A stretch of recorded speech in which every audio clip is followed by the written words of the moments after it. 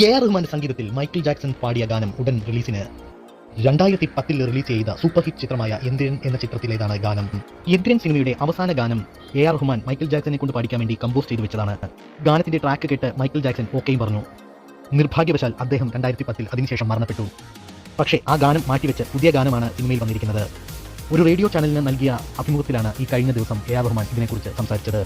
എ.ആർ. Rahman Michael ജാക്സനൊപ്പം ഒരു കൺസേർട്ടിൽ ഉണ്ട് എന്നറിഞ്ഞതിന് ശേഷമാണ് ശങ്കർ എ.ആർ. റഹ്മാനെ കൊണ്ട് തന്റെ ആഗ്രഹം മൈക്കിൾ ജാക്സനോട് പറഞ്ഞത്. ഇന്ന് കേട്ടപാടെ തന്നെ മൈക്കിൾ ജാക്സൺ അതിന് സമ്മതിച്ചു. മൈക്കിൾ ജാക്സന്റെ ആലാപനത്തിൽ ശങ്കറിന്റെ സംവിധാനത്തിൽ രജനീകാന്തും ഐശ്വര്യയും ചേർന്ന് വരുന്ന ഒരു അതിമനോഹര ഫാസ്റ്റ് നമ്പർ ഗാനമായിരുന്നു അന്ന് ഉദ്ദേശിച്ചത്. എന്നാൽ വർഷങ്ങൾക്ക് ശേഷം ആ ഗാനം എ.ആർ. റഹ്മാന്റെ സംഗീതത്തിൽ മൈക്കിൾ ജാക്സന്റെ ശബ്ദം AI സാങ്കേതിക വിദ്യ ഉപയോഗിച്ച് ഇതാ പുറത്തു വരാൻ പോകുന്നു. ഗാനം ഏതെങ്കിലും ചലച്ചിത്രത്തിലൂടെയാണോ അതോ ഏതെങ്കിലും എ.ആർ. റഹ്മാന്റെ സ്റ്റേജ് പെർഫോമൻസിൽ കൂടിയാണോ പുറത്തു വരുന്നത് എന്ന് വ്യക്തമല്ല. ഒരു ഗായകനെ കൊണ്ട് ആ ഗാനം പണ്ടേ റെക്കോർഡ് ചെയ്ത് വെച്ചിരുന്നതാണ്. ഇതിന്റെ ഓർക്കസ്ട്രേഷനിൽ ചെറിയ മാറ്റങ്ങൾ വരുത്തി AI സാങ്കേതിക മികവോടുകൂടി മൈക്കിൾ ജാക്സന്റെ ശബ്ദം